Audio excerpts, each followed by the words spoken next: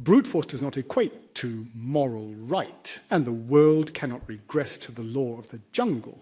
Constantly resorting to military force does not prove one's true strength or power. The general public must not be allowed to become innocent victims of any war or conflict. This is a war that should not have happened, and one that benefits no party. The Middle East's history has repeatedly taught us that force is not the solution, and resorting to arms will only fuel new hatred and create new crises. The Chinese side wishes to, once again, call for an immediate halt to all military actions to prevent the situation from repeatedly escalating and to avoid the conflict from spilling over and spreading widely.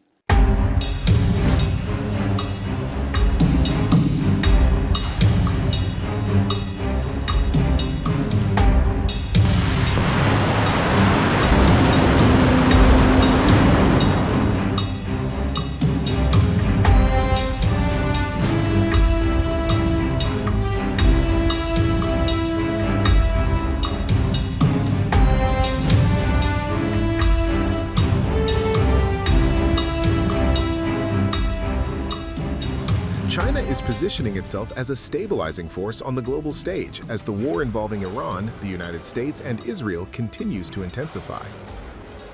Chinese Foreign Minister Wang Yi called for an immediate ceasefire in the escalating Middle East conflict. Wang said the war should never have happened and warned that the violence benefits no one. He urged all parties involved in the conflict to stop the fighting and return to diplomacy. According to Wang, negotiations and equal dialogue remain the only viable path to resolving the crisis and preventing the flames of war from spreading across the wider region. The Chinese foreign minister also portrayed Beijing as a major pillar of stability in a world facing growing geopolitical turmoil. We assert that the sovereignty, security, and territorial integrity of Iran and all countries in the Gulf region should be fully respected and must remain inviolable. Middle East affairs should be decided independently by the countries of the region. Planning color revolutions and orchestrating regime change is not popular. The Chinese side has consistently maintained that peace and harmony are of the utmost importance, and all parties involved should, without further delay, return to the negotiating table to address and resolve their disagreements through fair and equal dialogue, and collectively strive to achieve a state of common security for everyone. Major global powers should uphold fairness and pursue the righteous path, contributing more positive energy to Middle East peace and development. As a genuine friend and a strategic partner to the nations of the Middle East, we, the Chinese side, are fully prepared to join hands with them to actively implement the Global Security Initiative to restore much-needed order to the Middle East, to bring back peace and a sense of calm to its people, and ultimately to restore lasting peace to the entire world. Wang described China as one of the most important forces for peace, stability, and justice in international affairs. He argued that Beijing has become an anchor of certainty at a time when global tensions and conflicts are increasing. China's calls for de-escalation come at a critical diplomatic moment. Chinese leader Xi Jinping is preparing to host U.S. President Donald Trump in Beijing later this month for a highly anticipated summit between the leaders of the world's two largest economies. The talks are expected to address a wide range of issues, including trade disputes, geopolitical competition, and tensions surrounding Taiwan. But the rapidly escalating war in the Middle East has added a new layer of complexity to the upcoming meeting. China has long maintained close political and economic ties with Iran, making the conflict particularly sensitive for Beijing. Chinese officials have also expressed alarm over the reported killing of Iran's supreme leader, Ayatollah Ali Khamenei, as well as the surge in global oil prices triggered by the war. The conflict, which began after U.S. and Israeli strikes on Iranian targets more than a week ago, has continued to intensify. President Trump has made it clear that negotiations with Tehran remain unlikely unless Iran accepts what he calls unconditional surrender. While China has criticized the instability created by wars and global economic disruptions, it is also attempting to keep diplomatic channels open with Washington. Wang Yi signaled China's willingness to work with the United States despite deep differences between the two powers. He said both nations must manage disagreements carefully and prevent unnecessary interference in their relationship.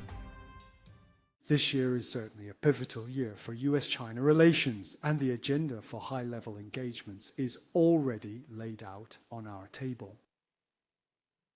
What is required now is for both sides to make very careful and thorough preparations, to create a suitable and conducive environment, to effectively manage any existing differences, and to eliminate all unnecessary interference. The Chinese side's attitude has consistently been positive, and it has always been open. The crucial point is that the American side must also be willing to meet us halfway.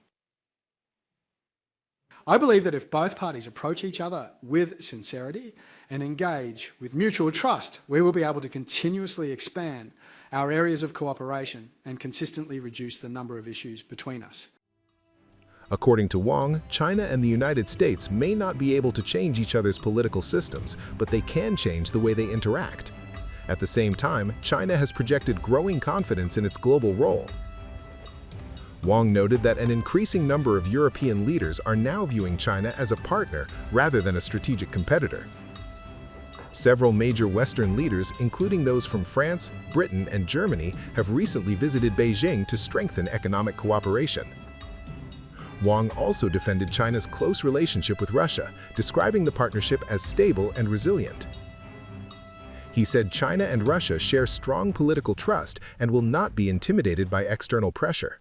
China's position on the ongoing development of relations between China and the European Union has always been unequivocally clear. We have consistently maintained that Europe constitutes a natural and indispensable pole within the evolving multipolar global structure and represents a significant and vital force for upholding the stability of the international order, as well as a truly crucial and indispensable partner in China's pursuit of its own modernization. For Sino-European relations to truly develop in a stable and positive direction, the most crucial factor is for Europe to establish a correct and accurate understanding of China.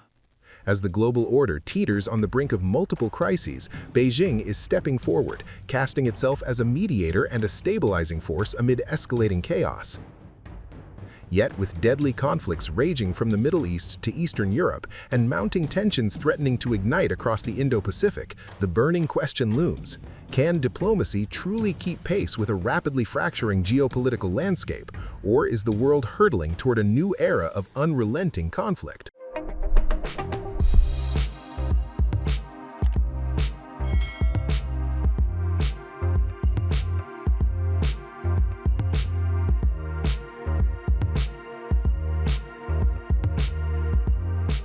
Times of India videos, because your worldview is just a tap away.